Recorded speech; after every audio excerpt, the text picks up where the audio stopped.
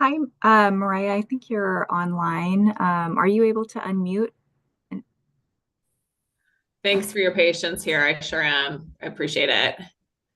All right. Um, I'm not hearing your audio, but that might be my problem. Can others hear Mariah's audio? I can hear. Yes. Okay. Okay, it I'll must turn be it up a my little bit. setting.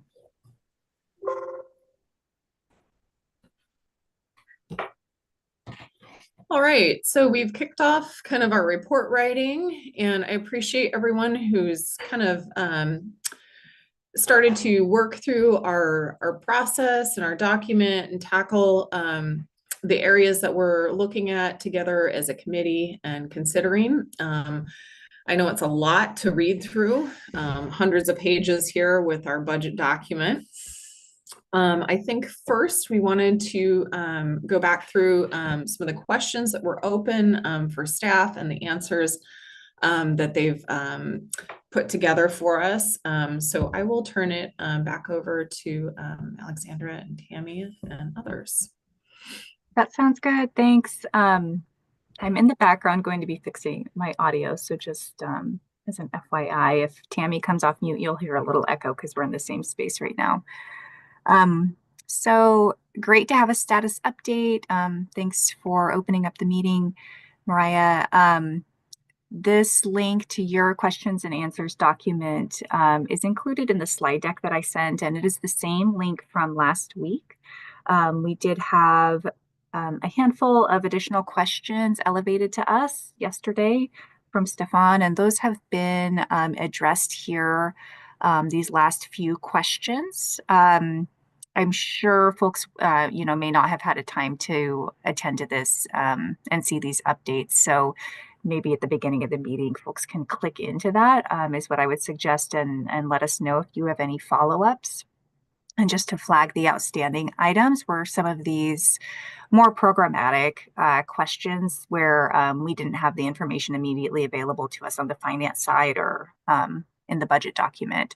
And that's the same for some of these lingering program budget questions that we had submitted. So we just needed a little bit more time to get the information that we pulled together validated by our program side. Are there any questions or areas of interest for now around the CBRC questions that have been answered?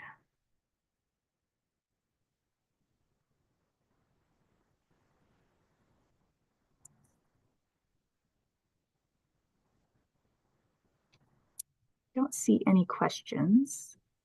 Let's kind of, if we have just a moment, just kind of go through these here as a group.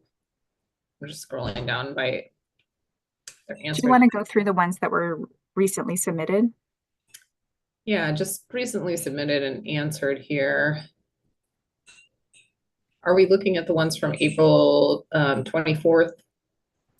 Right. And Yeah, April 24th. These were the ones that say April 24th were either asked prior to the meeting or during the meeting, and I recorded them.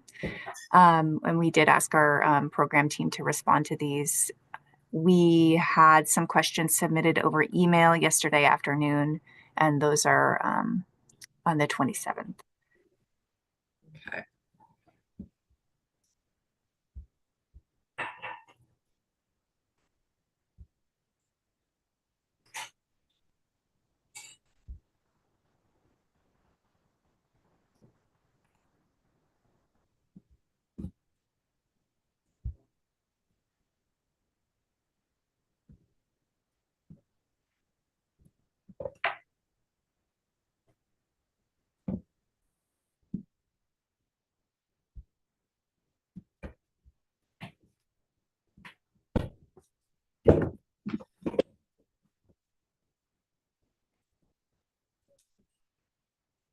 I wonder, Stefan, did you have any follow-up questions? If you've had a minute to take a look at these responses, was there anything outstanding from your point of view?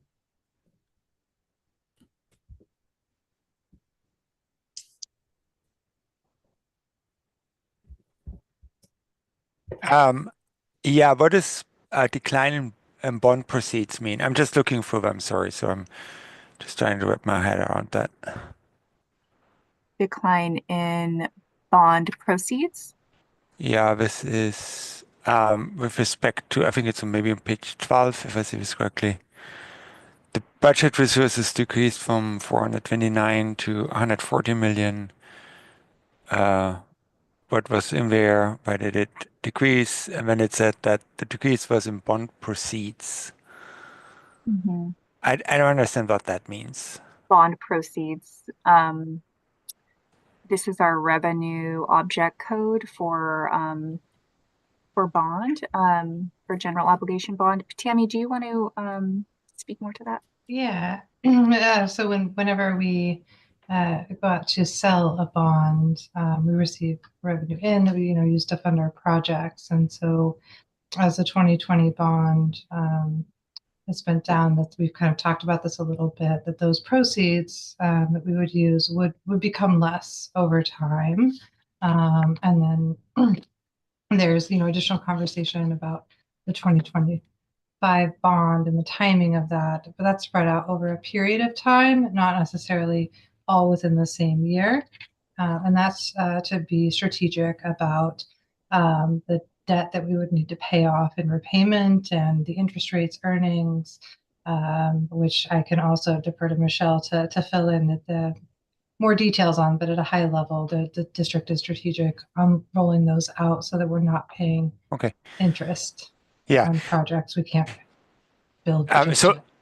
yeah, okay, good. That makes sense. So it's essentially revenue from the bonds, right? Mhm. That need to be repaid. And then I think we're two questions down. I had that question about like the decline in object 4,000 facility acquisition constructions, and that declined as well by about $400 million. And that seems to be fewer construction projects. So my understanding is that these two things are parallel. Does that make sense, right? So it's like you use your bonds for construction, so your bond revenues, right? So the kind of like the inflow you have there from a bond is lower, and parallel to that, your construction projects declined. Yeah, you would generally see a similarity along the two. There's some interest earnings and some other Uh-huh. factors that Yeah. kind of over time, but yes, you should see those aligned. Yeah. So I think there's a bit of to me at least, I think there's a bit of a um, kind of like two or three things happening here, and they might confuse people. It might be useful, perhaps, for us to just clarify that or leave it out. So I think like there is this kind of like fairly large decline in the budget, 17%, I think, right? But like it's mostly driven, I think, by this bond um, decline. And when you look, for instance, at the projected revenue from state funds, we're actually not declining.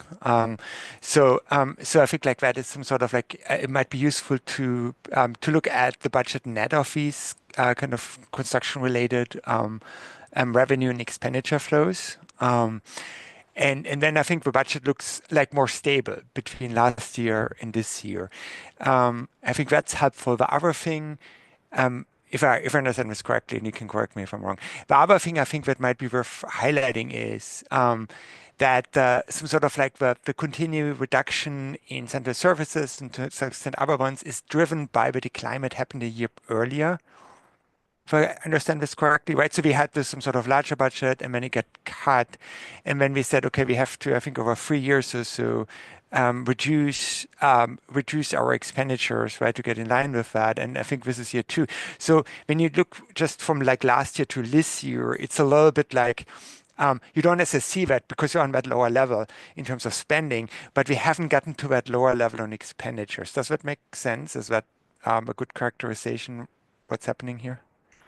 Yeah, actually, I think you summarized that fairly well. In the board presentation, there was a slide that referenced the different funding sources, general fund and capital projects, that kind of Yeah. highlighted that difference Yeah, that yeah. you're calling out. And from the state school fund kind of revenue, I would look at that as like flat funding essentially, Yeah.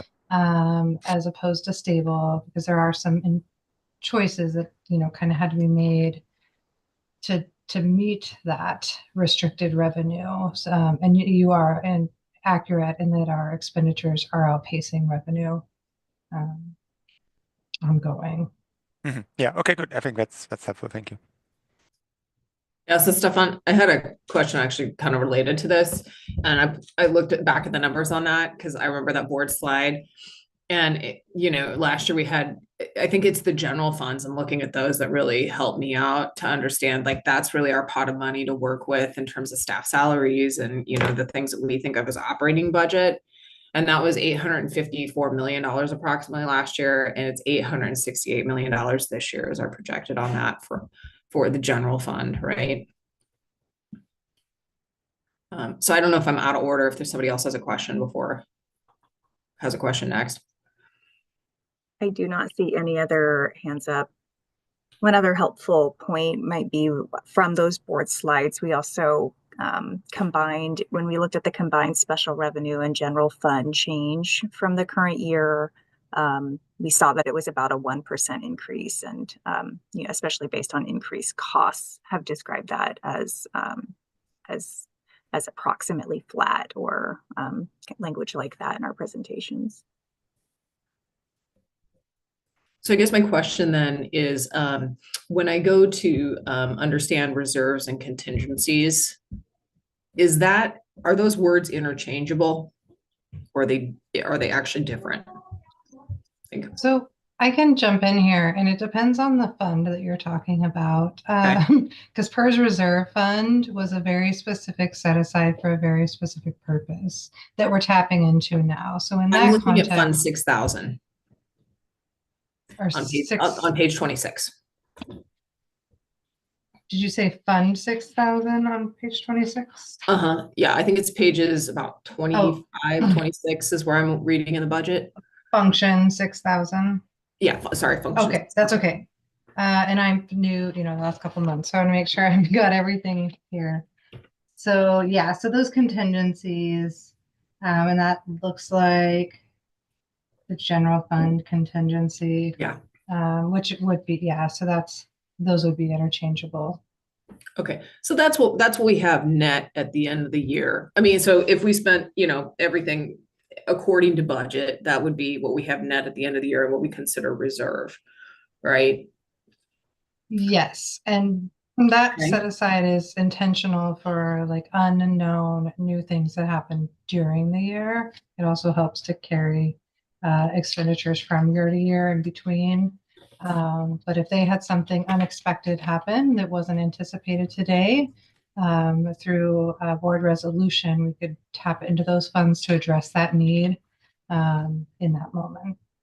Right. So the board has established a threshold, I think a few years back, of between a minimum of 5% and more like a target of 5 to 10%. At one point, we were much closer to 10%, and we've drawn that down. And the superintendent's budget this year appears to draw that down by percentage further. My question there is, if I just do the math, last year, 42.5 million on, 854 million is under 5%. There's a slight technicality. Qualification to that, like what am I missing? I figure there's something. So yeah, beginning of fund balance is not part of that revenue reserve language. So if you take all of the revenue minus beginning fund balance and times that by 5%, you should land at that number. So then I guess what I'm actually trying to figure out is, like, what is the reserve? Like, what percentage of reserve are we carrying? Or is the budget proposing to carry? The budget is what proposes the reserve to carry. So in there, that 41,179 is the reserve we're proposing to carry. And that should be 5%, for the general fund portion, that would be 5% of the revenue, except for beginning fund balance. I wonder if you go to the general fund page, Alexandra, that might. Yeah, when we're, if we go to, did you want to look into? So what are we considering? So 868,580, if we back out The beginning fund balance. Go on here.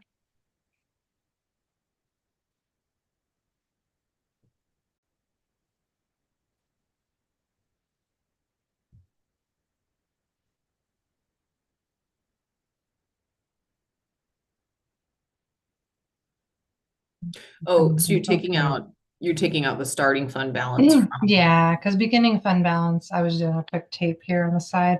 The beginning fund balance isn't new revenue. That's a carry forward, so we don't need to chip into 5% of our starting point. It would just be the new revenue coming in. But what are we actually carrying forward from? Let's see. we carry it forward from the prior year. Okay. In the actuals, but it doesn't present in the budget document that way because we show 2 years of budget. Like, without me sitting here and doing the math, do you Yeah. want to just give CBRC, kind of the breakdown on percentage on that? I guess I think what we're interested in as a committee, and I'm seeing Director Sullivan's hand here, is, how that has changed from last year as a percentage, and where we are at percentage wise, because we are recognizing that as a drawdown, and how close to that 5% threshold we're getting, because it looks pretty close to me. Well, when we budgeted this, we intended for it to be an exact 5%, knowing that there were cuts that were being made that were impacting student experience and the resources that we were able to deliver to students. So the intention was not to hold any additional in reserve because we were already having to make some pretty significant cuts to the, to central office, to classroom, to cross the system. And so we would not want to have any more in there than the board required 5%, given this condition. Michelle, if you wanted to add to that. Yeah, thank you. Our target is 5%, which is the same as last year. So it's a slightly different number because our revenue is slightly different, but we're targeting 5%. And you're right, our target is 5 to 10. And we have, it looks very deliberately drawn that down in order to preserve programming. This puts us at the end of the drawdown. Right. I think, historically it's been budgeted as a contingency, but that is the target for our fund balance at the end of the year. It's not, distributed among instruction or support services. It's not distributed throughout the budget. So it's our plan to have that there at the close of the year. And you can see for our actual columns, 21, 22, 22, 23, and 23, 24, then it like shifts down into appropriated fund balance as we do our reporting. But that is our target. And you can see that 4856 is what's in the current adopted budget. Great question. Director Sullivan?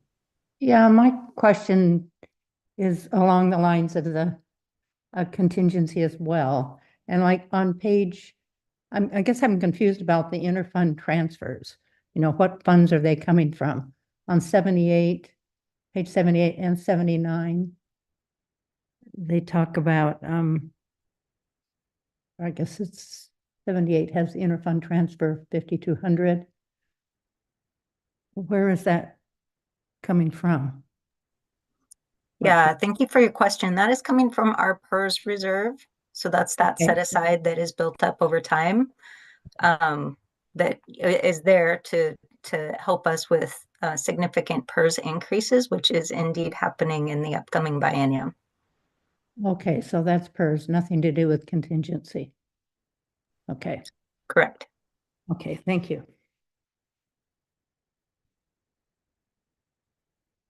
Although on page 79, it shows contingency, but I guess that's what you said we're still keeping. Okay. Almost the same as 24, 25. Yeah, well, we're looking at, on one, we're looking at resources. And so that's the interfund transfer from the PERS reserve coming into the general fund, and the requirements, those are outgoing transfers. So those are dollars that we are sending out for insurance and into our other funds that we use. Okay, thanks.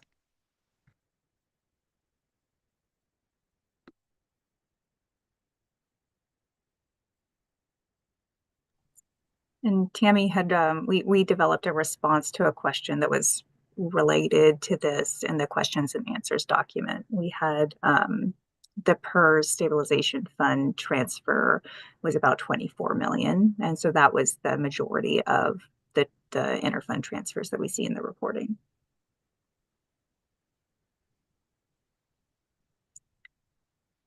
Are there other questions that we want to go more in depth on? All right, go for it.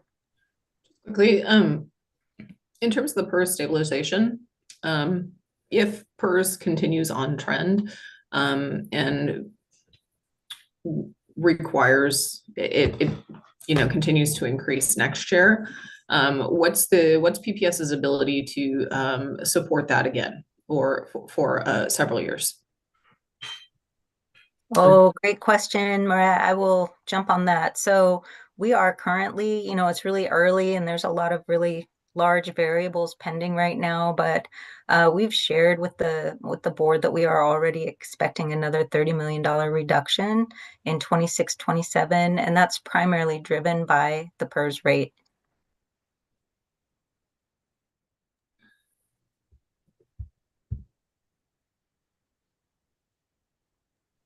And declining enrollment. So our revenue is shifting and our expenditures are shifting. Very similar story. So we will be looking at reductions again. Yeah, and we're on trend for that for about 3 years at this point. That's what the projections we've seen.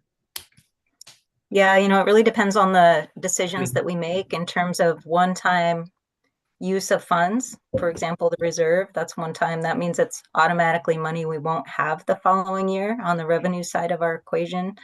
But reductions such as staffing, if they're permanent reductions in staffing, that's a sustainable change on the expenditure side, or contracts reduced, or wherever those reductions might occur. Those are more sustainable than the one-time kind of budget gap strategies that we have.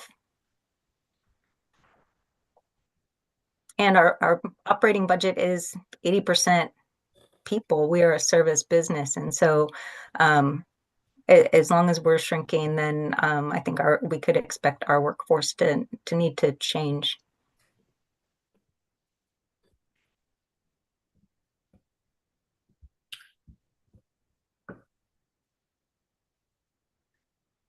See Director Sullivan.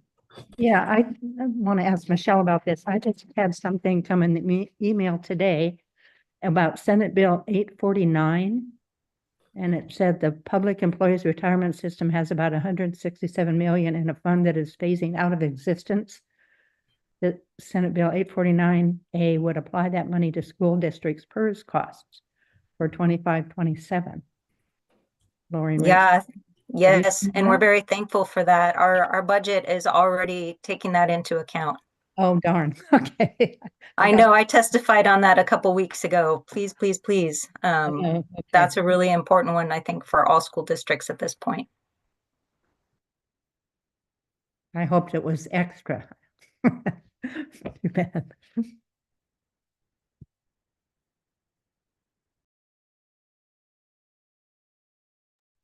If we have staff for a few minutes, can I continue with a few specific line item asks that have come up as I've been reading the budget, and anybody else who has a few? Great. I wanted to ask, let's see, I think it's around page 87. Oh, shoot, in my notes I put 91, but I think it's actually page 87 in the budget here. I wanted to just ask around some changes in transportation. It looks like one thing went up, another thing went down, like kind of what's happening here? Can you give us the overall picture? Like, I don't want to focus too much on any one particular thing, but to kind of understand, if trips are going up in one area, like what's the shift? What's happening? Tammy, do you want to take that or do you want me to? Yeah, I was just looking at the specific lines to look through. Some of this I know is just looking at historical trends and then future plans. And so, like, for example, the taxi cab reimbursement, you can see trends a certain way, and then last year we budgeted a little differently. So that 3.2 million on taxi cab aligns a little bit better with historical trends, and kind of over time, what's happening. A budget is a plan at a point in time, and so these, the actuals will come a little differently as the students show up and their needs present differently. So this appropriates a certain amount to go towards those activities. The reimbursable school bus as well, and so we receive 70% reimbursement on these, and so you'll actually see some revenue increase as well when we're expecting an increase.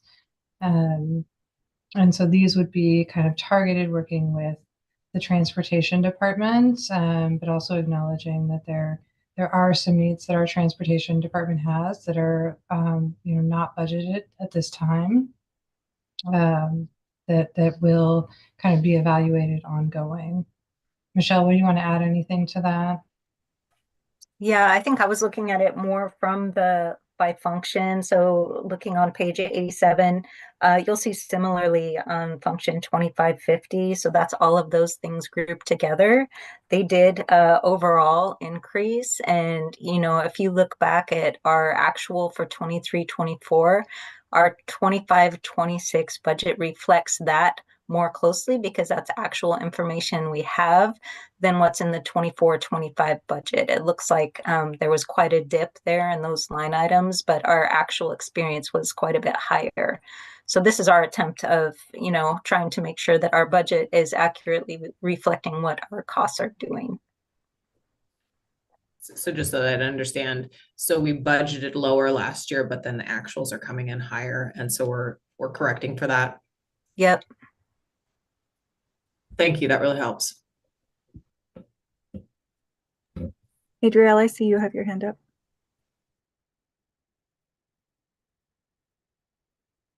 Sorry, that was actually a question and I brought it back, but I'll say it now. I hear that we're looking to be in this same situation with reductions for next year because of students leaving. Like, what are we doing to address that? I mean, some of that is maybe children are just aging out and there's not a pool of young children to come back into the system. But I guess I'm trying to figure out, how do we prevent this from what are we doing to prevent this issue from reoccurring for the next 10 years? Well, unfortunately, birth rates are down, nationally. So, I mean, there is a course correction there. Our state as a whole has lost enrollment as well, but Portland continues to lose enrollment at a faster pace.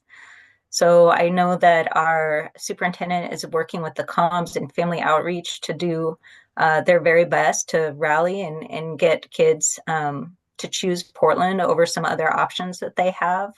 But I don't think that plan is fully developed just yet. But it's definitely a focus of and a big topic for us. Are we getting the right information about the reasons that families are leaving? I guess I'm just curious.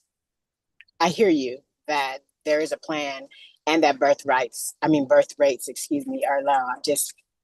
It's alarming to me as a parent and someone who works in this city. Like, I can't imagine what that means long term if we can't figure out a solution. I don't want to imagine. We do have a pretty comprehensive report that's done annually by PSU, Portland State University, and in it they have some, bullet points. But I'm really the biggest cost driver is going to be decline in birth rates. And I'm not going to speculate on other areas, but housing is fairly expensive in Portland, and I don't know that families are able to find the same amenities in Portland as they can find in the surrounding communities. So that again is speculation, and I think it'd be good to probably bring some highlights of the report forward.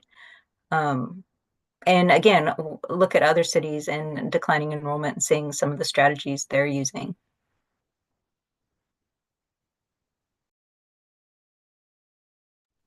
Sorry, Adriel, if that sounded like a non-answer. No, it didn't. I appreciate you. I know that you don't have a crystal ball. I just also am feeling disheartened and discouraged by the fact that we'll be here again next year with another $30 million and trying to figure out how to not harm the kids who are still here and still have equity and teachers that reflect communities and all of the things. It's just saddening.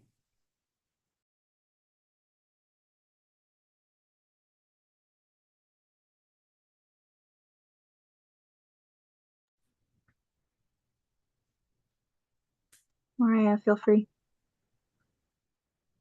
I will always defer to somebody else who has a question because I've got a lot. So Director Sullivan, jump in next.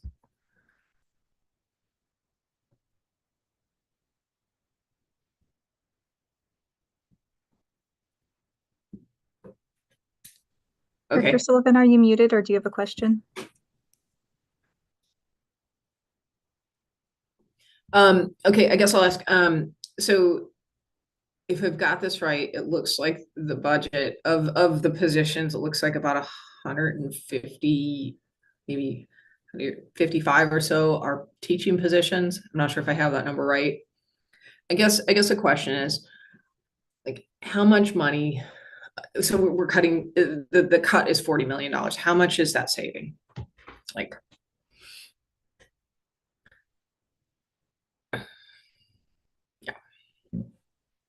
Don't know that I fully understand the question. So if we're cutting 40 million, we're reducing the amount we can spend by 40 million. yeah. So we're looking at, kind of where the savings are coming from, I guess. Different areas, if you're making a reduction in, I don't know, one budget supplies, let's say, what is the reduction? What is the savings that we're seeing by making that reduction in the area of teaching positions? Because that's where, the bulk of the and I know that's enrollment related, right? But I was curious if we had kind of a figure for that. We have some early estimates that we did not in this document, but in the board slides that we shared. I think that Alexandra has shared those with you. There were 2 sets of tables. There was an initial recommendation and then another iteration of that after some feedback. And so you can see there what changes were made due to enrollment and even some of the programming that shifted due to enrollment decline as well. So I think that will probably be the best place to look. It's important too to understand that when we are talking about reductions, we are talking about reductions from our current actual staffing and not necessarily what we planned in the adopted budget. It's varied, throughout the year. We set our guideline for fiscal year 24-25, and a lot has changed within our appropriations from that initial budget. If certain positions, for example, are vacant for a period of time, that FTE may be converted to either savings or to another type of position to fill the needs for our kids. So when we're talking to you about reductions in FTE, it's not necessarily going to be a straight line across from one adopted budget to the proposed budget. So just to make that very clear, we had to explain that as well to the Oregonian staff. The one we're talking about, it's a little bit different. So the math straight across isn't probably going to read the same as the impact to our current staff, which is what we're sharing. Tammy, you're nodding, and I do appreciate that. Do you want to add anything? Yeah, that was the biggest kind of piece to clarify. And the other point to highlight was when we look at these reductions in the costing, sometimes we have to use the average cost. And so there are contractual obligations for seniority and orders in which reductions happen. And so what that actually totals isn't quantifiable until the process has gone through for placement of all of those staff. And that it just takes a little longer during the budget time. So the representation in the slides is going to be a close estimate based on an average cost as opposed to exact cost.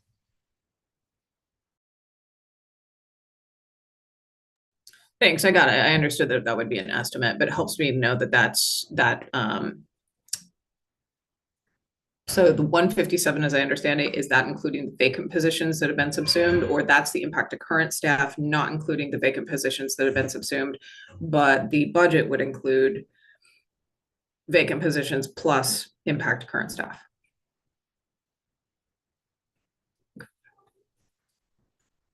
The last year's budget or this current year's budget could be both vacant positions and filled positions, depending on which positions were identified in the HR process.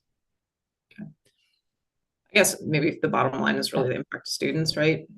I mean, it's both the impact to staff and to students, right? But right, yeah, and that volume I guess we see that too. in class sizes. Yeah, the volume 2 will kind of lead you to that with their target for staff in, student teacher ratios in the building in volume 2.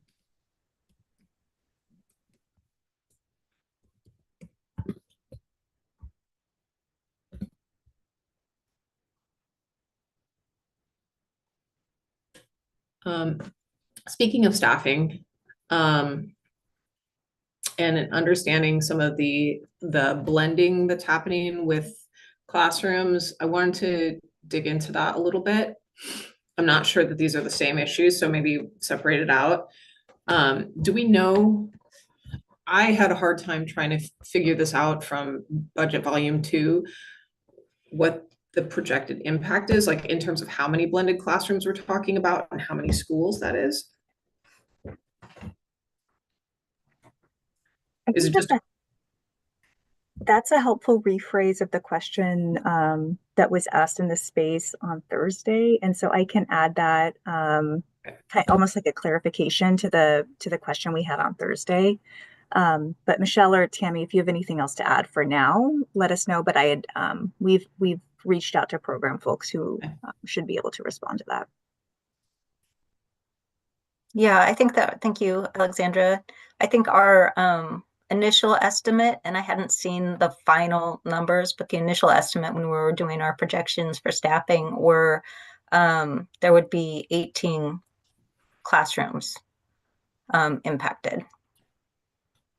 But I would definitely lean on what the final was with our program staff. That was an early estimate. Thank you. That gives some general idea, out of what we have 740 classrooms approximately, or something like that, district-wide.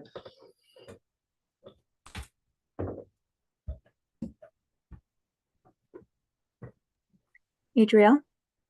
Yeah, I had a question about the impact of that when we're looking at TAG and the fact that it's now an expectation of teachers to differentiate, right? Like if you're dealing with blended classrooms and the heightened performance of some youth in those classrooms, have we thought about that impact and how that's going to be managed? I know that even now, some schools and classes aren't able to differentiate because there is a huge gap in learning for the kids who are underperforming. So if you're blending a fourth grade and a fifth grade and you've got kids at or below benchmark and then, significantly above, how is that going to be managed when tag is no longer a pullout? It's requiring teachers to differentiate and offer different levels. How has that been considered? I guess I'm just curious to know what that's going to mean for kids and families that are enrolled in tag. Yeah, thank you for that question, Adriel. It's not just tag, it's the other students that may be impacted as well. So I think as those are rolling out, our principals have been working with senior directors to talk about the best way to identify the teacher that would be, most adept at managing that classroom and instruction for those kids. But also the target class size for those was lower than a straight classroom. So if you think about that, going from 28 to 20, I want to say 26, that puts kind of a limit on what the number of bodies that would be in that classroom, the number of children. Aside from that, I've heard a lot programmatically about what we would be able to offer teachers in terms of planning time and support and training. But that's not my area of expertise, and we can definitely get some program staff to respond to that. And did I just hear you say from 28 to 26? So just 2 kids? Yeah, I think that was the cap. So I think, and we have probably more data coming about what the actual is, but that was the limit for those blended classrooms. So they were lower than the straight fourth or fifth.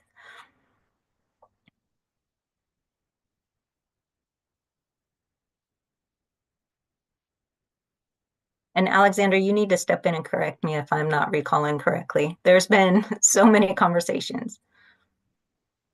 I agree. There have been a lot of conversations, and so I was hesitating to state any specific number of classrooms impacted because I know that our team through the staffing process is doing a lot of technical corrections and looking at the actual impact to schools. And so I was hoping to have our program folks weigh in on that with some more fine-tuned details about it. Grace, I see your hand is up.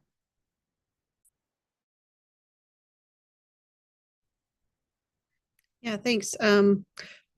Just quickly on the blended classrooms from a teacher's perspective, and then I have a bigger topic to address, but it's really important. I think I shared this last time to understand if these are split classrooms where the teacher is being asked to teach 2 different grade levels of curriculum, or if it will be looped and so that you can blend the curriculum. So you're not doing 2 sets of planning because you only have 1 planning period. They're not going to give you, 2 more planning periods. So I'm hopeful that that's part of the conversation as well, because that will really impact the instruction of the students. So if the students don't stay with that same teacher or stay in that same sort of a rotation, whether it's with that teacher or a different teacher, we want to make sure that they're not missing any targets for their grade level when they're blended grades, and also that one teacher isn't held to instructing 2 separate levels of curriculum at the same time. Of course, there's tons of differentiation that goes on, so there's a million things, but if that could be one less thing, that would be great for the students. My big question that I had coming top of mind as I was reviewing the budget was, first of all, very thankful that the equity allocations have been maintained. I think that's a really important statement of the board's values and goes towards all 4 of the board's goals very clearly. A concern I have and a question I have is with the Title I funding being an unknown and the plan going forward of cutting 25% from the Title I budget. My question is, what percentage of that is direct service student-facing positions in those Title I schools, because our four board goals to address the achievement gap, which is largely based on, not based on, but it aligns with racial, social, economic status. So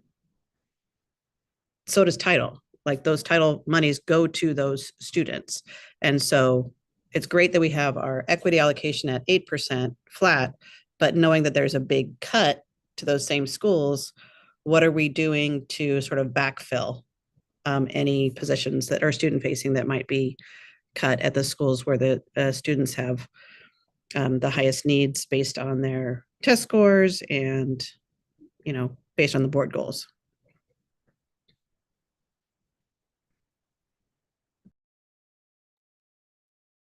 I can kind of jump in with starting to answer the question, which is, I don't know quantifiably what that is, and I would need to just verify the number.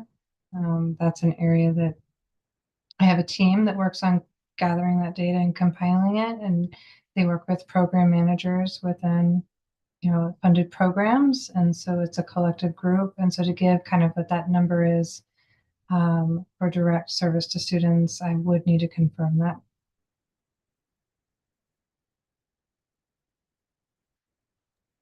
What I'm sharing on screen right now, I hope, is just as an example. We've talked about a Title I reduction of 25%, and that's a federal grant and program that's within Fund 205. So I wanted to share, in case it's helpful. You can see across the entire Fund 205, so not at the granular level of detail for Title I, but you can see how we're planning for changes in this Fund 205. I'm looking at page 103 in our document. But you, like I said, you won't be able to see if that was just based on a title reduction. It would be, there would be other grants within that. Grace, do you have any follow-ups for now, or should I turn to Deshelle? I guess I just want to put a pin on that because I haven't had enough time to look through all of the Title I schools reports to see their reductions in staff.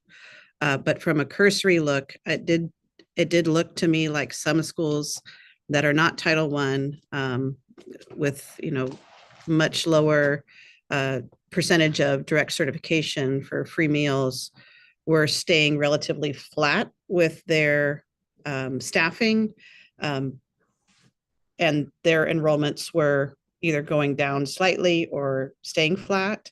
And then some other schools were getting a bigger hit that were Title I identified. And in some of those cases, their enrollments were going up. So just something to flag and to look at more closely is how the Title I cuts are impacting staffing at specific schools. And then I'm done.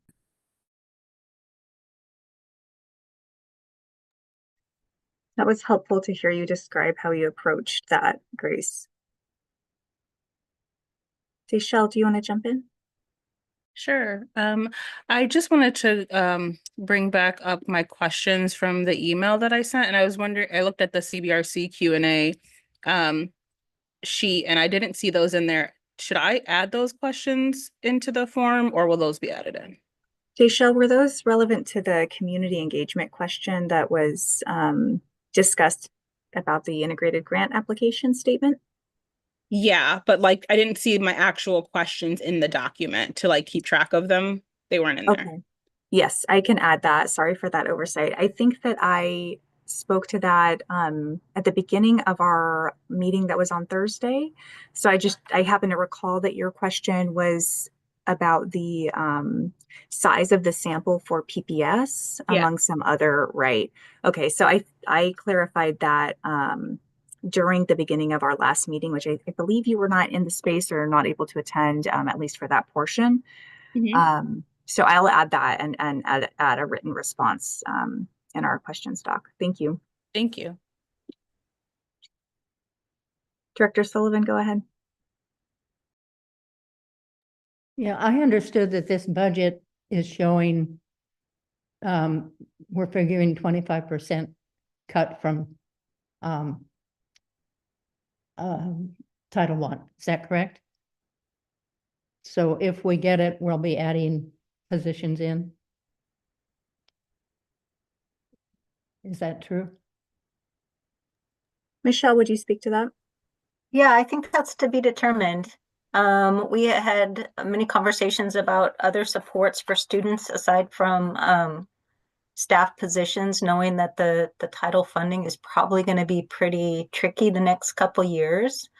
So I think that there's probably some strategic thinking by our instructional folks to figure out the best way to target those funds. Okay, so, and we have no idea when we're going to know for sure how much title money we're getting, correct? Not at this time. Okay, and I thought that the equity percent was 4% now, not 8%.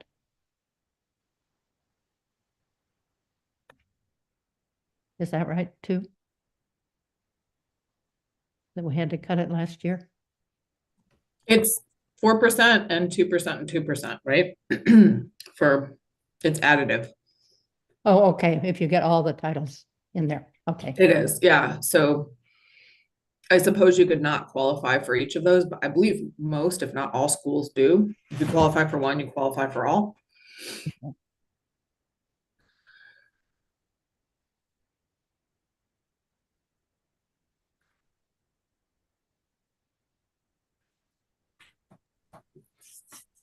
Patty, can I ask a question of the board? Oh, sure. Has there been any discussion about that 25% cut to schools qualifying for title in any ways to backfill for staffing cuts or to hold those schools harmless in alignment with the board goals? No, I'm figuring staff is probably doing that, but I know people are trying to to do the best they can with what they've got, but I had understood that we were figuring we did not have that 25% and Right. hoping it comes. Right. Yeah, The plan is that you're budgeting for 25% less. right. So that's what staff has worked out. That you're Mhm. going to budget for 25% less. My question is, knowing that, are you making, is there any conversations about adjustments to fill that gap, especially for student facing positions? No, not beyond what we've already done to try to cut everywhere else before doing student facing. So, Okay, thank you. yeah.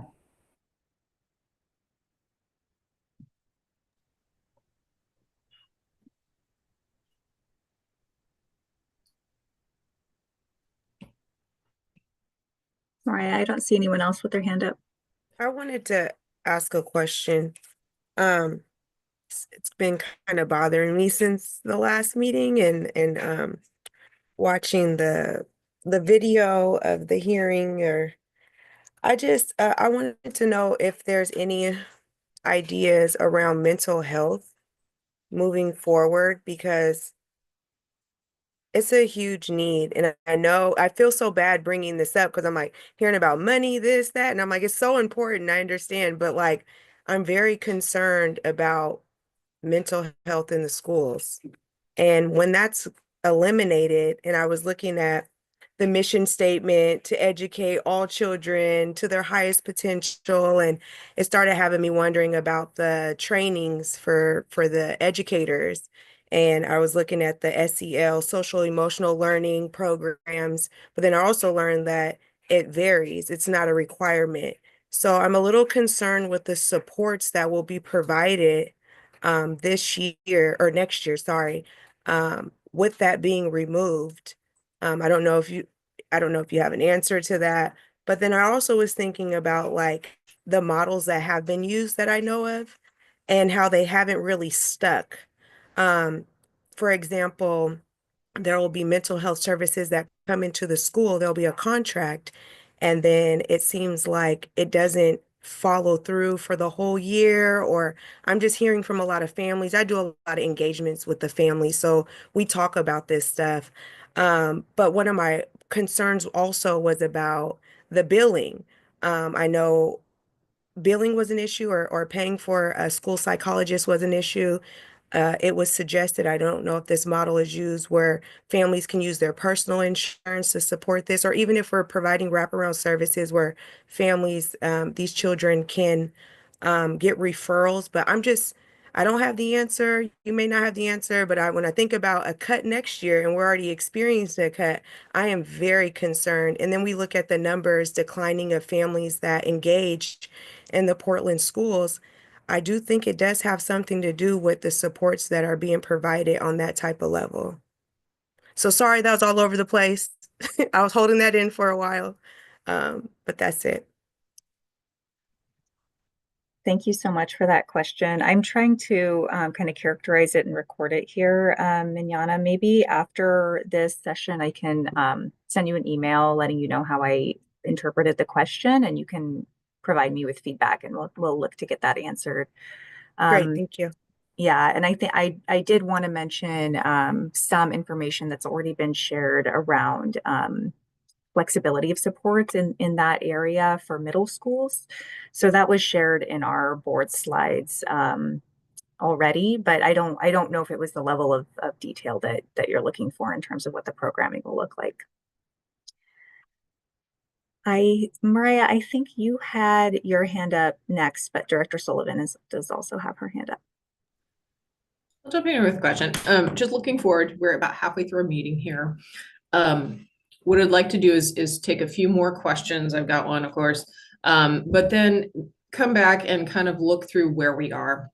I think we have a few decision points as a committee, things that we may need to weigh in on, some decisions to make, things like, do we want to speak to mental health as a part of our statement as a committee, or do we want to call out, maybe something around the third, fourth split. I put a few things in here, but I'd love for us to make some of those decisions. So let's come back to that after questions. My question is around on page 88, we can see the PAT overload pay stipend. So my understanding of that is when you have a large classroom, you receive a stipend for having an overlarge class. Is that primarily what that is for?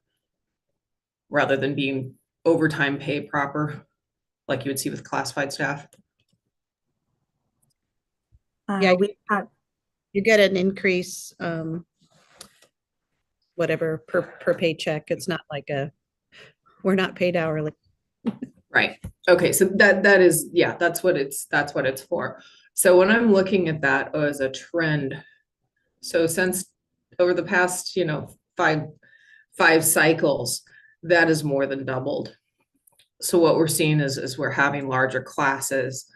I mean, teachers are appropriately, being compensated more, but it's a reflection of larger class sizes that they're teaching. And so we're investing more resources as a district into that overload pay. We're at the point now where it's about $4 million, if I'm reading this correctly. I just want to note that's 26, almost 27 teachers. If we were looking at the average cost of 152,000 that we use with the levy. And staff can check my math on that.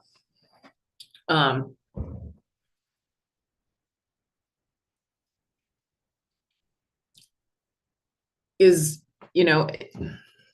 kind of, are there, is there can staff comment at all on that kind of trend line? Am I interpreting that as we're seeing larger classes? It must be in some areas, even as we're seeing smaller classes in other schools.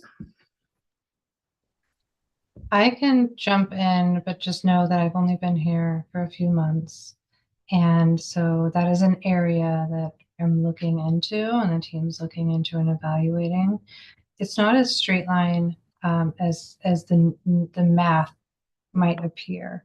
So that's an oversimplification at best, but just conceptually knowing that like some schools are going to be just a little bit over here, a little bit over there. You've got a grade band or a classroom, and there isn't really a good solution, because if you hire that other staff member, then you're really pushing a 2-classroom to a 3-classroom situation. Again, this is oversimplified, and I don't know all of the specific scenarios, but that's kind of one of the main kind of conversation points. I know that as a team, there's significant review and reporting that's happening. They're constantly reviewing class sizes as a district, and looking to eliminate that.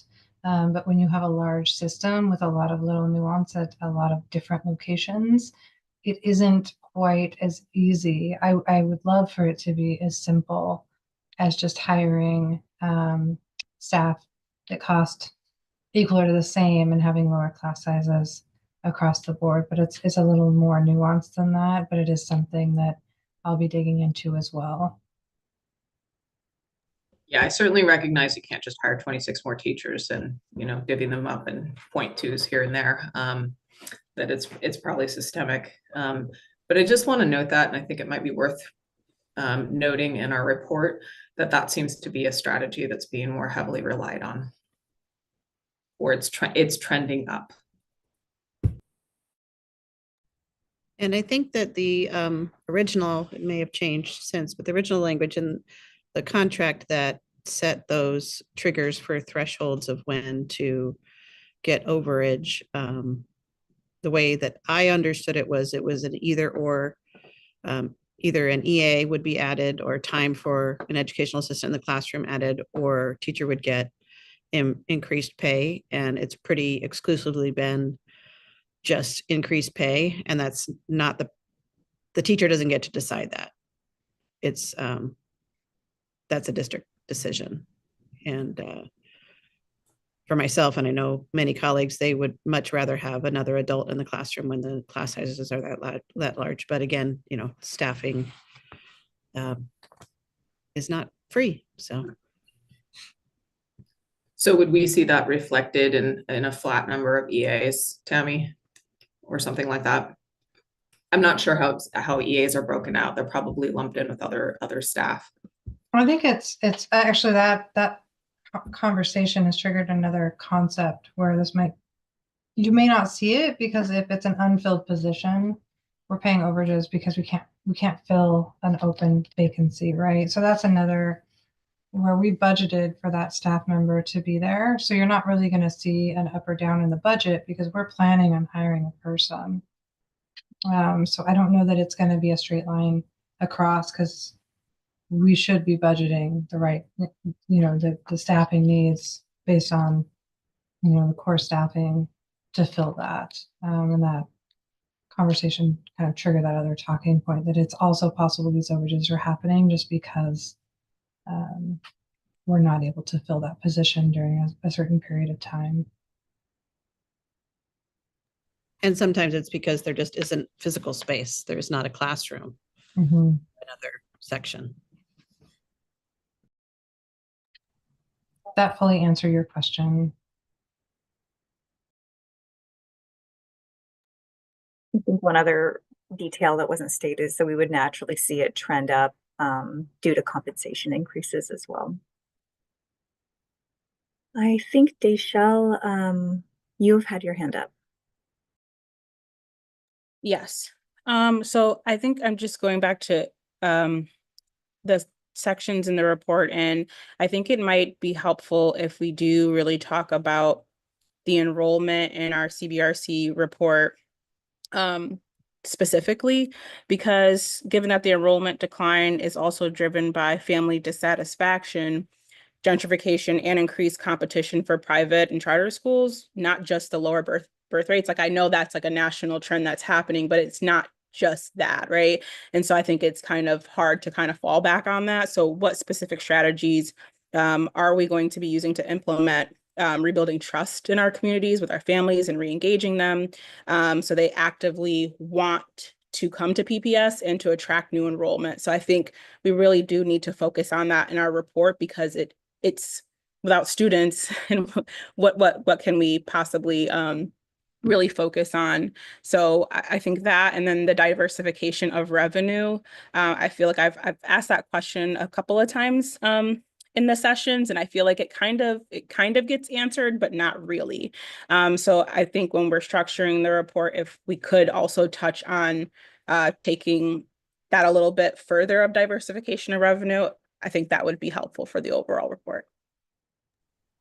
Deshelle, this is Michelle. Can you expand on that a little bit? Would we, because we haven't typically had the opportunity to diversify our revenue, other than, we do have some income streams from local option and the art tax. So what are you thinking there? Has the district ever explored leveraging district-owned assets or public-private partnerships, or even operational innovations such as like shared services or energy efficiencies to reduce the future reliance on budget cuts? Yeah, no, we've explored some of those things, and I know that we are part of a community school initiative that brings services into school to offer to students, but I think that's on a limited basis. As you can imagine, without additional funds to source it, then you have to have partners that are willing to come in and serve and not charge you. And I don't know that that is actively happening. But those shared spaces, and I know that with our examination in preparation of this bond ask on the May ballot, looking very carefully at our assets is going to be important too. And in the event that the bond doesn't pass, I missed it. I feel like you might have touched on this earlier about the alternative risk mitigation and capital improvement strategies. And just in case it doesn't pass, did you already touch on that at the beginning of the meeting? No, I think it was a prior meeting, Okay. but I think that, if we if it does not pass in May, those modernization efforts will be delayed. I do anticipate that our board would ask us to put it out on the ballot again in the next election, potentially retooled a little bit based on feedback from the community. So I think it's a matter of when, not if. But until that time, we continue to, do maintenance projects and try and repair and extend the life of our schools. Okay. Yeah, I think kind of just like also somehow I feel like what the two questions I'm asking kind of intertwine a little bit, but I think maybe even from the communication perspective, maybe in the budget too, is like the perceived instability of the district. And I'm not calling the district unstable, like I'm saying it's the perception, right? And so how is that being conveyed to the public that these changes are happening and that that it restores faith in the public school system here? I think that'll be something that would be really important, is just a really good PR campaign or something along the lines of what the contingency plans might be for the bond, how you're going to be attracting new students, and like active, and even I know you said you have to be able to pay people, but I feel like, at least in my line of work with public and private partnerships, a good plan is like for programming that has the potential to be funded. So are you all using your philanthropic partners? I mean, I just feel like we're kind of going in this circle for the past 3 years. I've been on this committee, and it doesn't feel like the long-term strategies are actually being put in place. I feel like we have a lot of short-term fixes, and I did make that comment a couple of meetings ago, but I'm still kind of standing by it. And I know everyone is working towards these, but I feel like it's just not getting conveyed to the public properly, perhaps, or there's just some avenues that we haven't explored. And so I guess I'll just stop there, but at least in the report, I do think we should highlight some of the things that I've talked about.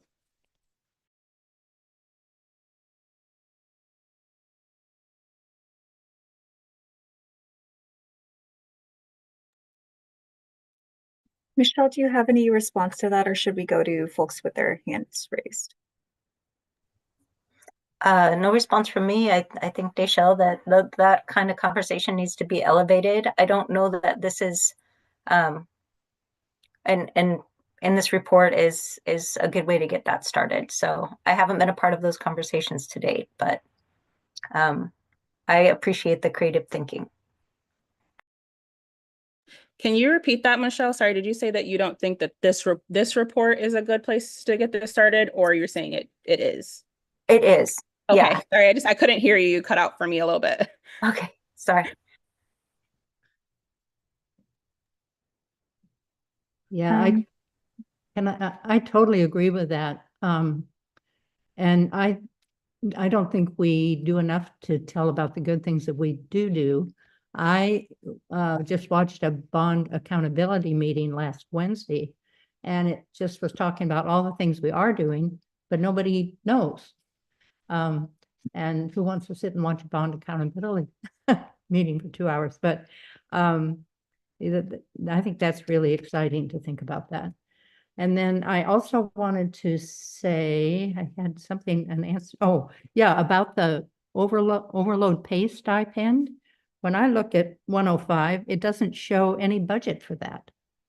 And yet I'm sure we have it. So unless it sounded like other people were seeing it somewhere. On page 88 in the general fund detail, we can see the object code 315350. Okay. Director Sullivan, it's because on page 105, that's listing FTE, but overload wouldn't have FTE. Oh, I see. So that. I'm sorry, I just probably noted the Yeah. wrong page on that. It's 88. Okay. And so 88 shows, what is the title? Called PAT overload pay stipend. Oh, right there. Oh, okay. So it has it nice and big and fat. Okay. Thank you. That clears it up for me. I also wanted to say, I forget who was talking about making sure we had mental health services, but I'm looking in the volume 2, and I've looked at quite a few schools. It seems like they have carried the counseling services over at least as much as they had last year on almost everybody. Well, no, here's one that went down a little bit, but definitely are budgeting for the counseling services, which I'm very glad to see. And we certainly still need those. Okay, thank you. That's all. Ranja, you had your hand up for a while. Yeah, thank you. I just had a question about in the last board meeting, I overheard one of the board members mention we had a very high maintenance costs for each year. And I was just wondering, have we considered selling off any of the buildings that are not being used within PBS to kind of cut some of the maintenance costs? And how would that help with the overall general budget?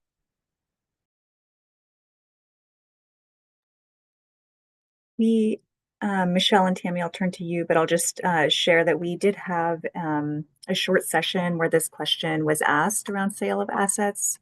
We had our Chief Operating Officer, Dan Young, join CBRC to share some of the carrying costs of closed schools specifically, and described possible one-time revenue from sale of assets. It was just high-level information about that. But Michelle and Tammy, what else should we add?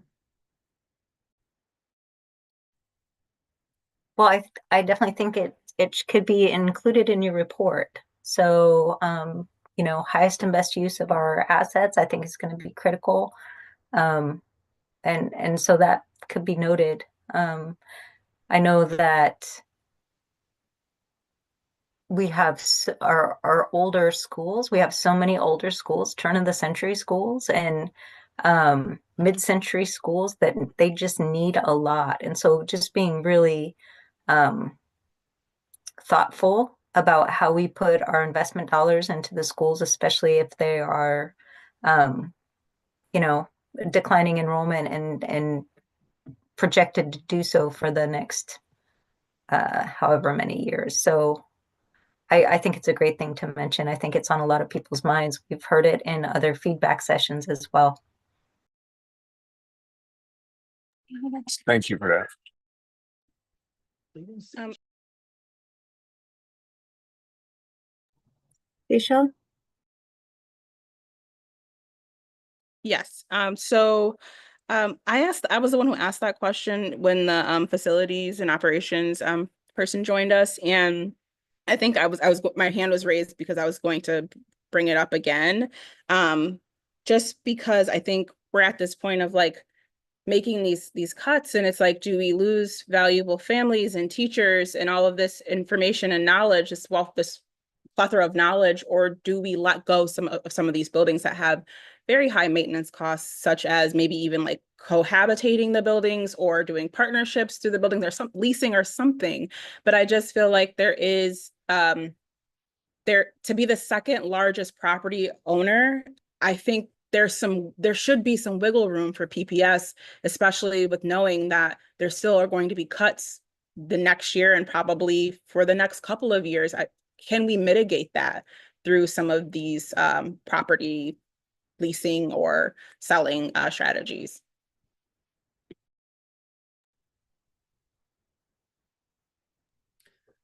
So could we, does Dayshell, do you have another question? Or I was wondering if we could transition this into. No, I don't, sorry. Okay, so actually I'm in the document here and kind of, I'm thinking about how we can combine some of these.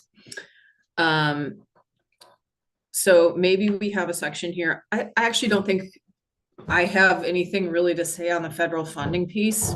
It's kind of in the Title I, and I don't know if there's a lot this committee can advise the board on around that.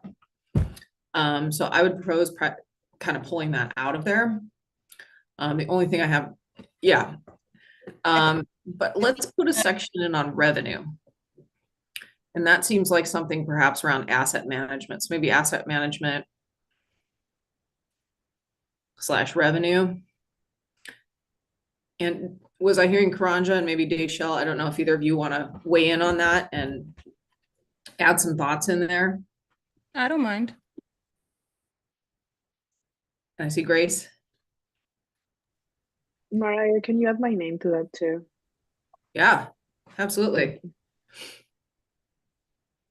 And if your name's not in here and you just want to jump in and add to it, like, also feel free. Thank you.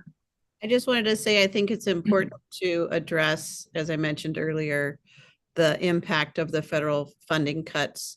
Yes, we don't have control over that, but we as a district have made a plan for cutting 25% of the funds from our Title I schools, that we would be anticipating. So then what I would write in that section is, so how are we backfilling the loss of especially student-facing positions at those schools? Because that is directly doing so would be directly in alignment with the board goals.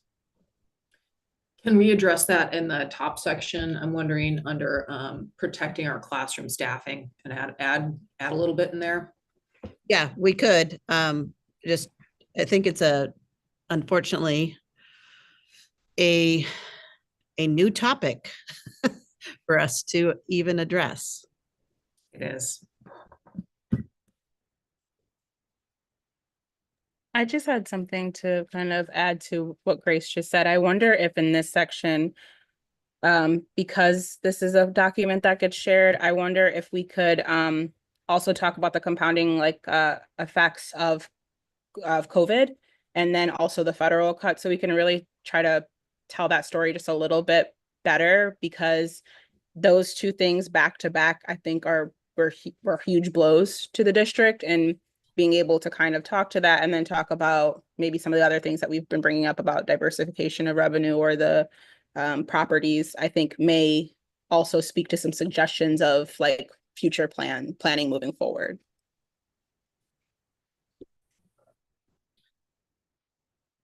Do you see that as kind of a background? Do we want to frame that in terms of this is the financial climate that we're operating in? And then I think so, because my concern, I guess, that I have is that with this being like the third report that I've been a part of, I'm trying to see where like the movement has really happened. And I feel like if the new folks that are coming on, because I think some of us may term off after this year, it might help to show that background a little bit for them to know like this is why we are where we are today.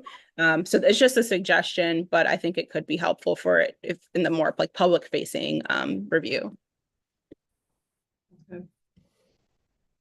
I'm just trying to like again, trying to tell like good news about PPS, right? Like I know there's some growth, but like trying not to also like dogpile on PPS because of all these things that have happened. And so just trying to paint a better picture PR wise, I guess.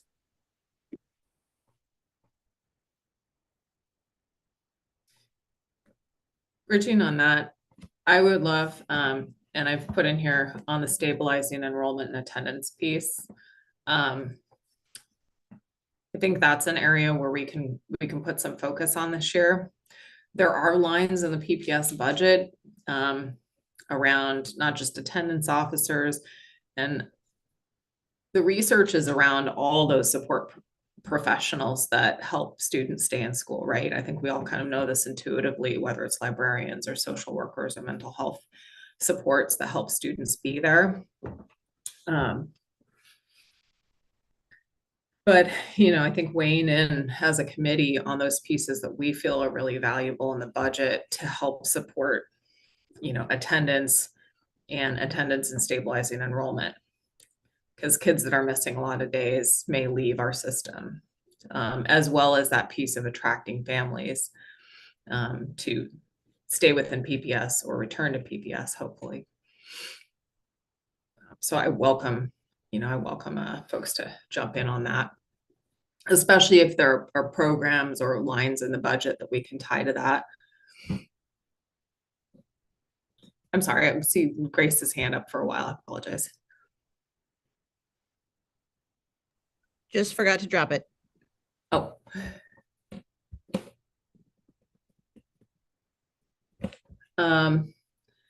I'm going to pull, unless anybody has something further they want to say on transportation. I feel like I had my questions answered around that, especially with the reimbursed piece on transportation and, kind of the flux in that budget. I'm going to pull that off of there.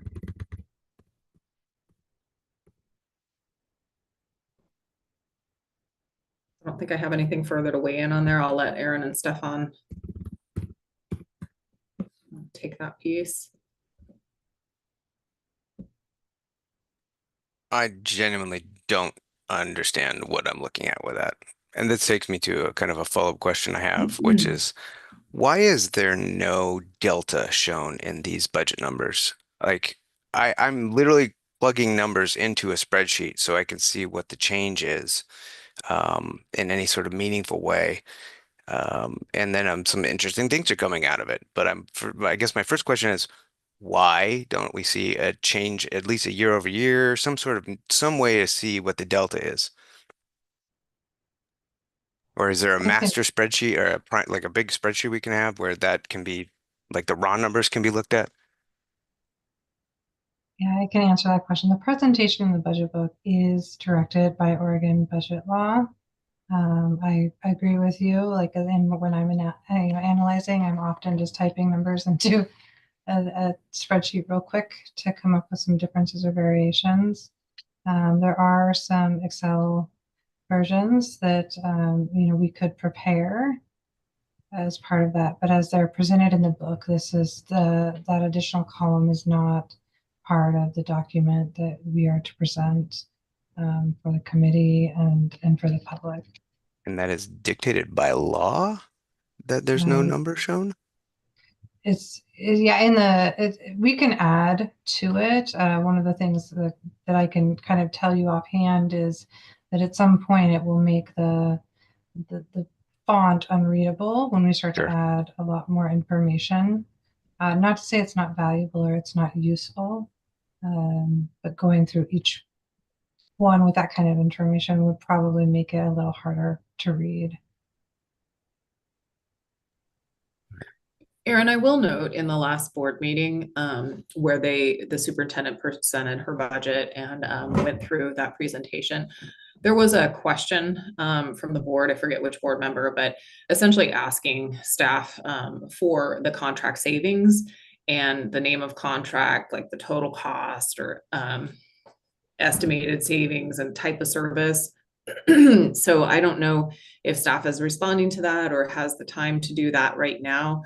But if you get that, and as you get that, would you pass it on to CBRC as well?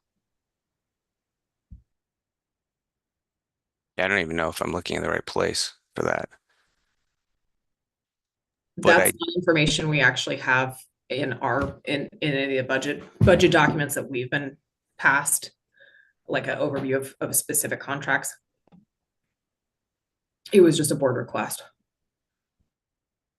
And then, as I'm plugging in some numbers just out of curiosity, I just started comparing, what the increases between 2026 proposed budget and 2022 year ending, and just seeing what changed. And, like licensed staff went up 14%, administrative license went up 16.2%, and Board of Education services went up 50%. 47.4. Now that's a drop in the bucket because it's not very much money on the whole thing, but these ratios matter, and I don't why would that be? Just curious. So some of the staffing increases are just going to be contractual over time, and those do compound over time as the agreements are set. So whatever increase in COLA step in year one would then become the base for year two and year three, and so you will see some compounding that happens. As far as individual line items, though, we would need to go and research kind of what transactions outside of salary and benefits, what transactions made up those actuals. And again, the budget kind of is a plan at a point in time. So it's possible that some of the variances you're seeing were there were less need in that specific area, and then there was a greater need in another area, and so that's also possible. But without looking into it, it would be kind of difficult to tell from here. So I kind of want to put my flag in the ground on this one. In general, this isn't directed towards you because, damn it, you've had no hand in this forever. It's just, this is the second year doing this. What happens is we spend many months just waiting around, and then this gets dropped in our lap, and there's zero opacity. It's 100% opaque. We can't see through. I can't drill down to anything without asking a bunch of questions that we have to wait around for, and we only have a week. And this is maddening. I don't understand how we're supposed to give any sort of intelligent thought to this without killing ourselves over the course of a weekend. And so I would like to make this a point that I raise in the report. I feel like I'm just, again, it's my job is to try to convey very complex information to people that are going to make a decision about somebody's life. And to show information in this format is maddening. I appreciate that feedback, and I would encourage you to note that in the report as part of the guidance. As we collectively are doing this together, that can be helpful for the board to hear, and it is certainly helpful for me as I consider how my team moves forward, and how I support Michelle in her work as well.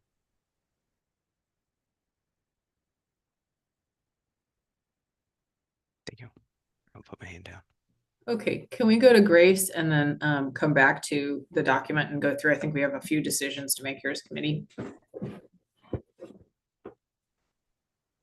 Thank you. I just wanted to share that it's not by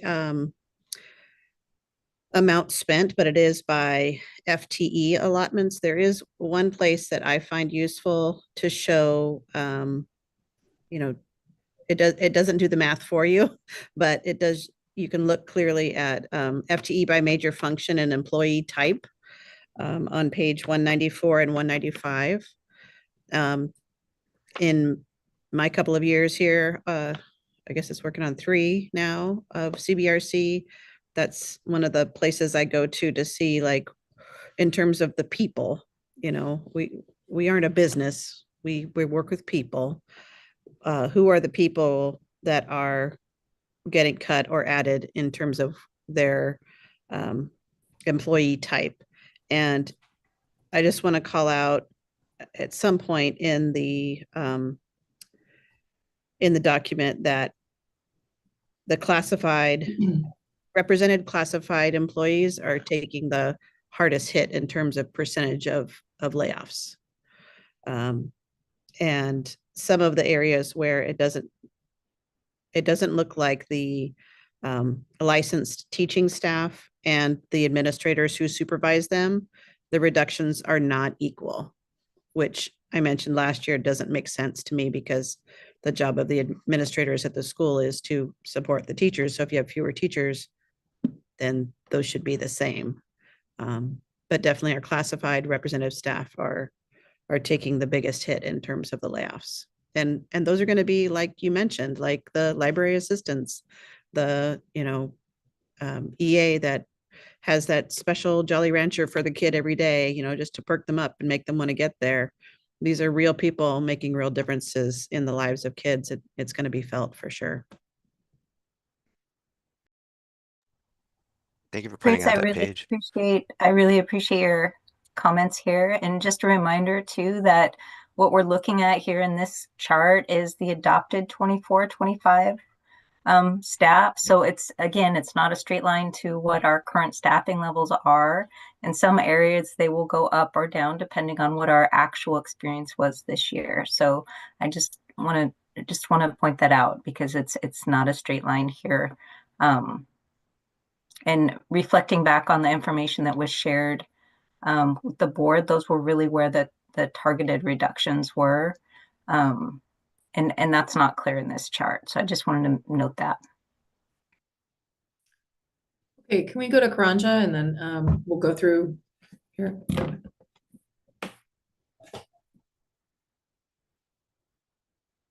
Oh, I thought I saw a hand. Okay, looking through the document here, I think there's sorry, I was go on ahead. mute. I was talking. I was like, I wanted to volunteer my name to put on the contribution document under maps testing and I think you just crossed it out, the Pacific programming. There's a House bill and a Senate bill that was going to require school districts to have interim assessments. And my recommendation would be to use the free interim assessment that the state provides rather than paying for a service where we can cut some of the costs. Awesome. That was it. Thank you. Let's put that with map testing and assessment.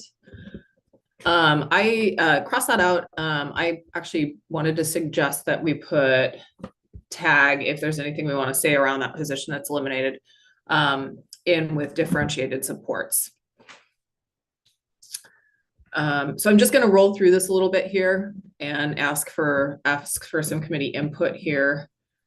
So we've got Grace and Adriel looking at classroom staffing and minimizing student impacts. We're going to talk around the federal funding here and the impacts of Title I. Do we want to characterize the superintendent's budget? I'll suggest it looks like there's an attempt to keep things fairly spread across, cuts fairly spread across, as Grace has identified. A lot of it falls on non-teaching positions, but on our represented folks. So so I think there's really kind of that attempt to spread it across and not have that direct impact on students. And we saw that in the budget presentation, where initially it was more heavily weighted towards schools and classrooms, and there was a shift back towards central services in terms of the weighting of the budget cuts. So I think maybe an acknowledgement there.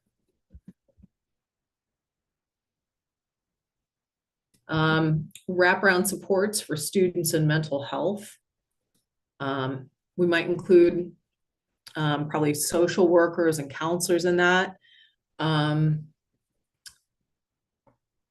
Did Mignona want to weigh in on that and maybe take a look at where I think with a lot of it's high schools and middle schools in particular that have some flexibility around those positions, if I recall, if that's been a change from last year. Yes, I can. I don't recall from reading in the budget if there's been a significant change in that or not. And then I think on equity funding, I'd like to recommend our committee make a strong statement in support of, you know, and just acknowledging that the superintendent has prioritized maintaining that 4.42% 8% equity allocation that seems really aligned with board goals. I think that might be something to call out in kind of our initial summary as well. And if there's other differentiated supports we want to look at. In past years, we've looked at special ed. That wasn't one that popped out that we had for changes this year. That changed in 2023 to 2024, I believe. It looks like Aaron and Stefan, insofar as we can, are looking at kind of the operational efficiencies and central services. Can I just make a comment on this? I'm not sure I have much to say about this. So I looked at the central service part and I didn't see a lot there. I saw some over numbers of cuts. So that's there, but I don't think there's a lot more information in the report. So I don't think there's a lot more we can say about it. I don't know about the efficiencies of that would mean. I think that might be the piece where, you know, to that point on the board question and to Aaron's point on, we don't have the information that we need to evaluate some of that. At least not in this time frame.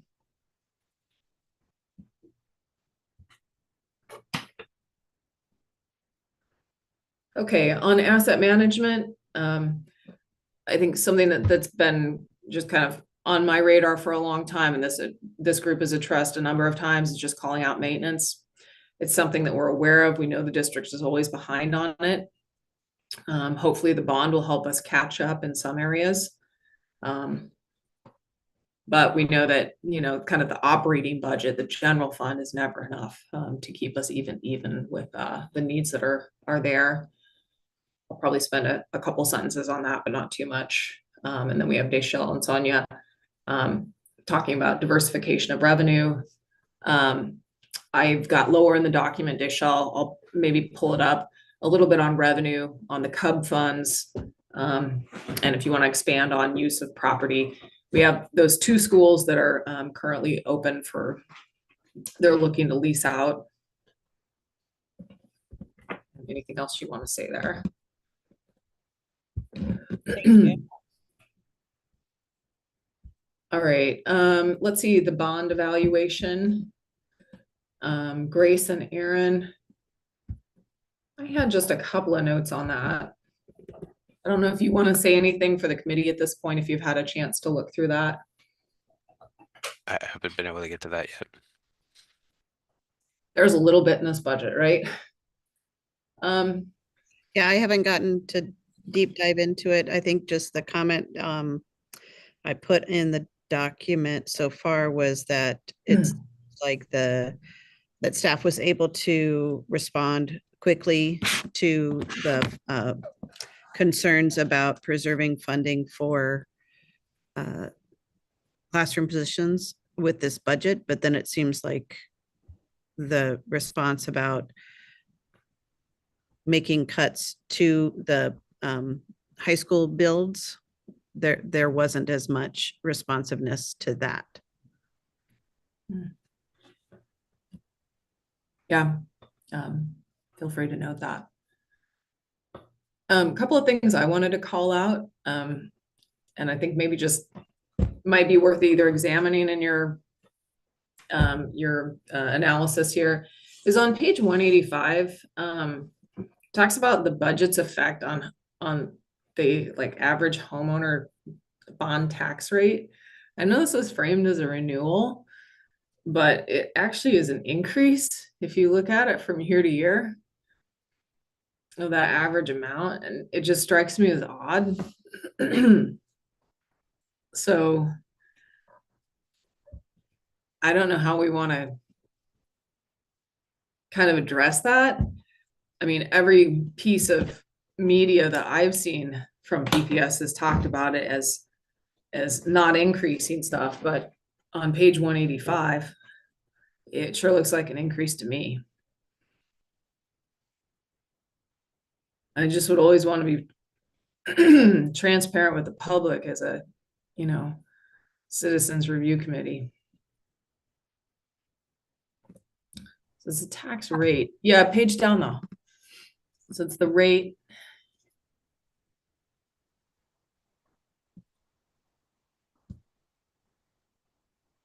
So when maybe you can help us isolate where you're seeing that. So when we look at the table, we have a few different rates. So there's the permanent, but look at your tax burden. So the bottom line, I'm just looking at the bottom line. So I see the tax rate, the permanent tax rate, local option rate, and the bond tax rate looks to me like it's going up from 2.3363 to 2.4724. I'm reading that as an increase. So I will leave that to the bond folks who are working on that. The way I look at that is it's the rate that we are having to pay because of economic changes. It's not that we are increasing the ask. Am I thinking of that right? I don't quite understand it. That is absolutely increasing the ask. So, but we didn't increase, who increases the rate? Can I interject here? Please. Or Tammy, I know we're thinking probably along the same lines here. So when we went out for the last bond renewal, we were authorized by voters to target an amount that was up to $2.50 per thousand of assessed value. And so as we, build our budget, that's what we are assuming we're going to be targeting.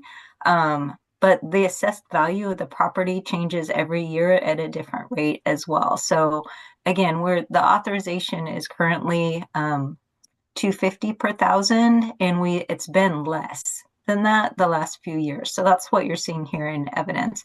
It's also information that's in our annual financial report. But we do project that 2.47, and that's assuming that the current bond sale occurs and that our May 2025 bond, if that's authorized, the debt service on the sale of that bond won't be impactful until 26-27. And again, it's targeting that renewal rate of $2.50 per thousand of assessed value. So it's going to fluctuate a little bit.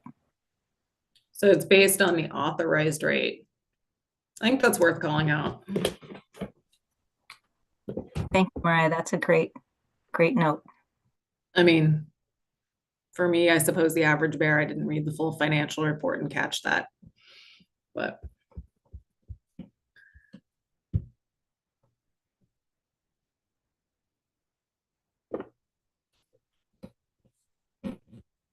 all right.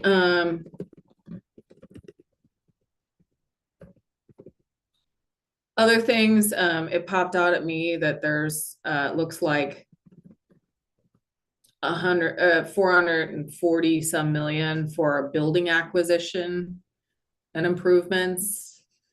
And I would just be curious what that is to see if you guys can figure that out in your bond analysis. It looks like it's on page like 157 or so.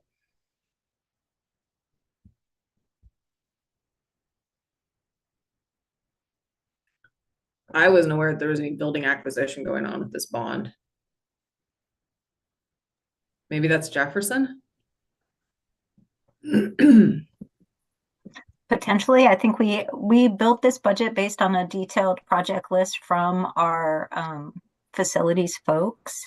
So again, they're assuming that the new bond would be authorized and continuing on with current projects. So that's what that number represents. And it's because it's kind of rounded up, you can see the actuals again, that those costs kind of trickle down throughout based on what projects are actually done. And that's kind of the placeholder for the total amount that we should expect to see.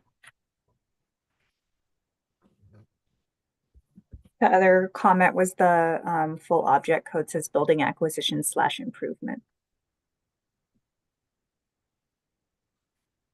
All right, that doesn't really clear it for me, but Adriel.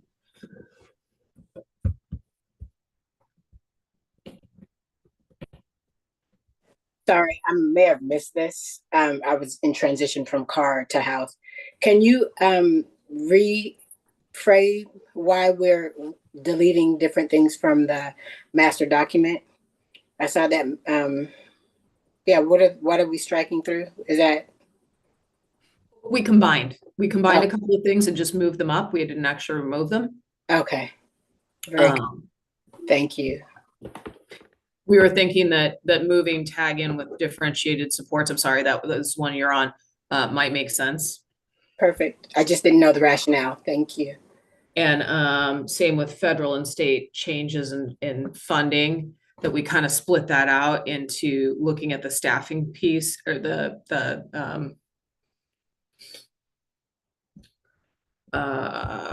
which one was it?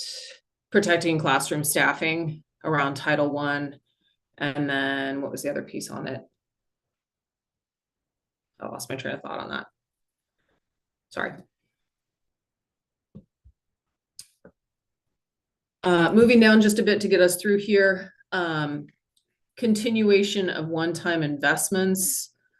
We had a couple things on that. We had instructional coaches. We had nutrition programs.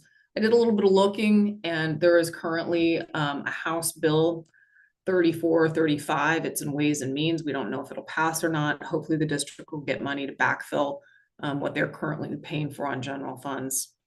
Again, it's just an unknown. I think it might be something just that we want to note as a committee, that these are things that are paid for on one-time funds. And I don't know, to me, it's a little bit of a caution as a budget committee. They can absolutely be worthwhile things, and just noting it's a decision.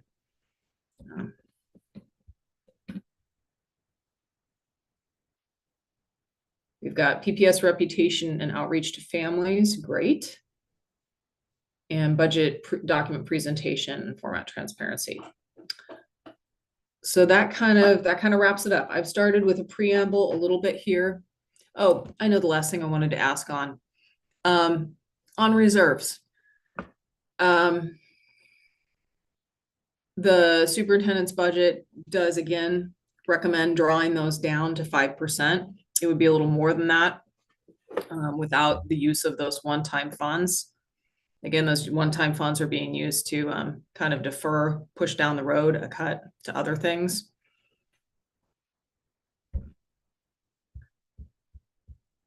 Personally, I would caution on that and just add a note for the board. I don't know how the others feel about it. We're looking at tough choices in all cases.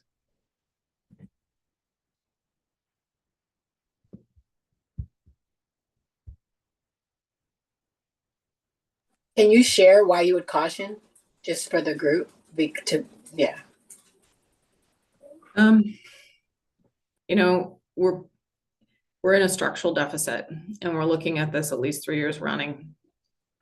And as Michelle and Tammy and others have noted here, when we make a position cut, as painful as they are, or some kind of structural budget cut, say, I don't know, travel, that's a cut that goes through and reduces in the future, right? Whereas if we spend one-time money to defer that, we have to deal with it again next year and next year and next year. So given the uncertainty in the financial future, I mean, we're not talking about a large sum of money to continue on. I think the more flexibility that we have in future years, probably the better. It's not a lot anyway. The board's already made the decision in past years to draw it down from 8% to 5%. This is less than 0.1%, I think. Maybe less than that.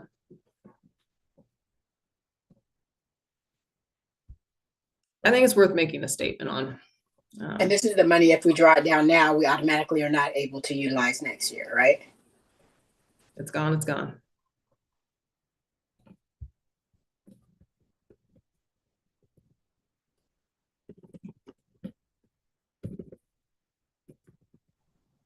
For context, like the difference is a couple $100,000.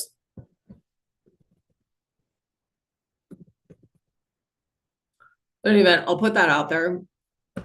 If others feel strongly on it, you can edit it in the document. I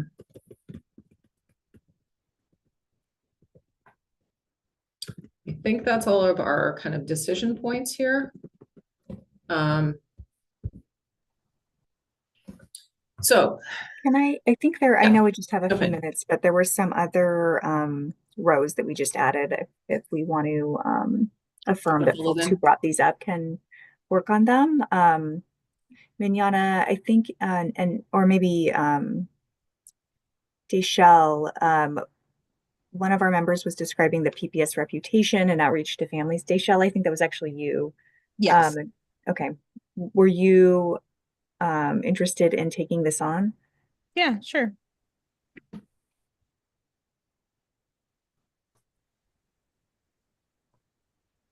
And then the nutrition topic came up last meeting. Is that still something that would be interesting for this committee to comment on? Probably not. I would propose just rolling that as a note into the use of one-time funds.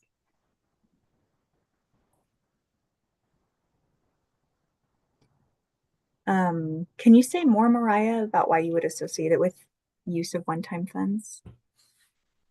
So, in the same vein as instructional coaches, without making a value judgment on the worthiness of either program, by adopting and supporting and continuing staffed programs that are created on one-time funds, we create a structural deficit, right? We are shifting one-time programs onto general funds, and it's a decision, but it's a strategy that's long-term, has proved to be unsustainable for PPS. So without judgment on either program, I think it's just worth noting as a budget strategy and a caution. Okay. I see Director Sullivan. I think the nutrition program happened because of the number of students we had on Medicaid that we got that. I think that money will keep coming. That's the reason everybody got free lunch. Is that right, Michelle?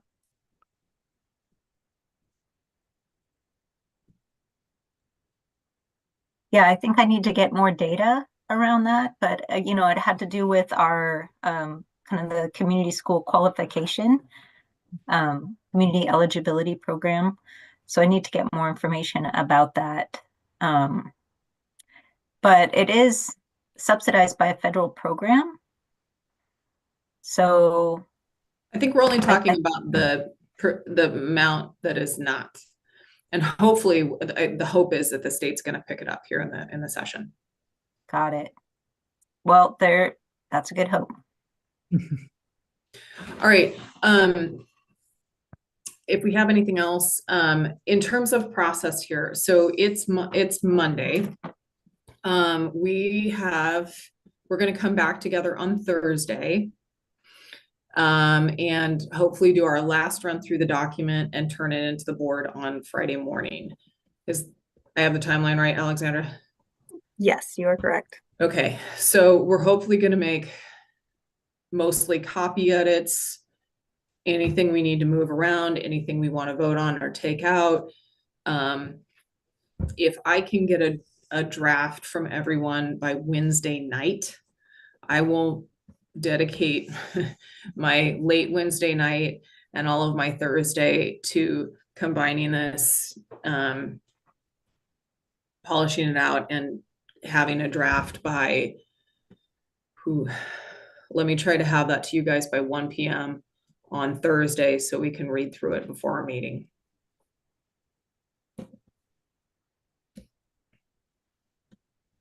I see Deshelle. Yes, and my question, maybe Alexandra, it can go into the document, but it's just about the line item 548,000, the computer equipment. It just has, if I can get a little bit of, if we can get a little bit of clarity around that line item of the fluctuations, and just thinking about some of the cuts that went around with the students and their computers and not being able to have them anymore individually. So it would just be nice to hear why from 4,115 to 68,621. Can you let me know which page or fund Oh, you're? sorry. Yeah, it's on page 157.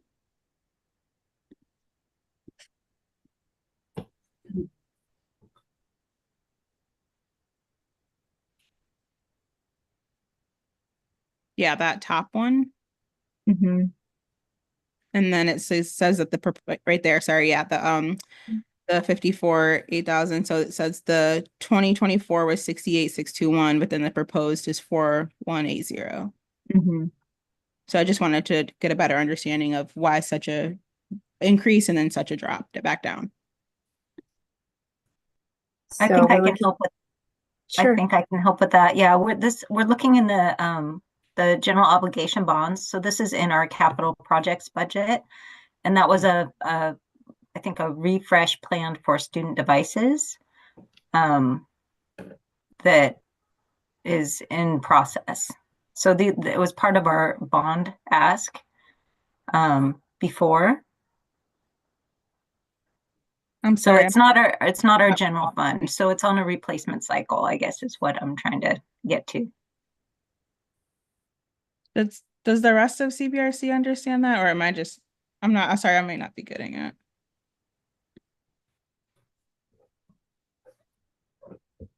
So if I'm understanding, Michelle, there was a large computer equipment purchase that was as a part of the last bond.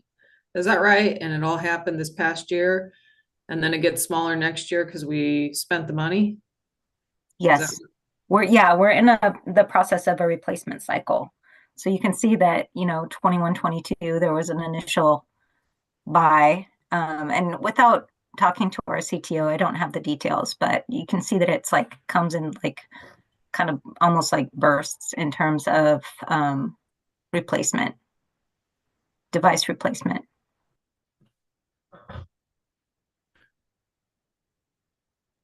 So is the question, knowing that we have the reduction in students, why are we still having what seems to be a high replacement number? Is that the question? I think, yeah, a little bit. And then also just like also understanding my question about the fluctuation was just answered. Thank you, Michelle, for that. But Adriel, you bring up another question though about, the students as well. So I think it's just another question that speaks to that too. So I think sorry, Maria. I'll let you finish.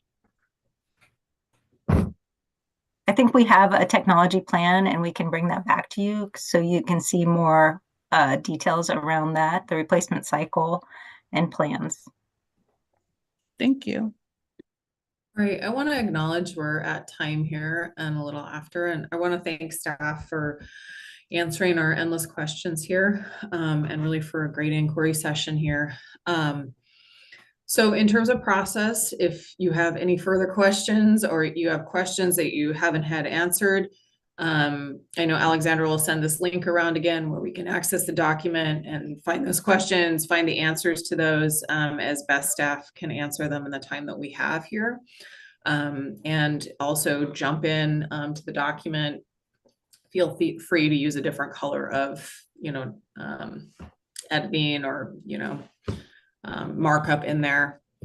And again, if you can get your edits in there by Wednesday evening, I'm going to jump in probably Wednesday as soon as I'm off work and start kind of bringing things together, tightening up language if we need to, and get that back to you Thursday just as quickly as I possibly can. So thanks, everyone. I think we're going to have some great recommendations for the board here. I appreciate it. Thank you, Mariah. Thank Thank you. you. Thank you so much. Good night.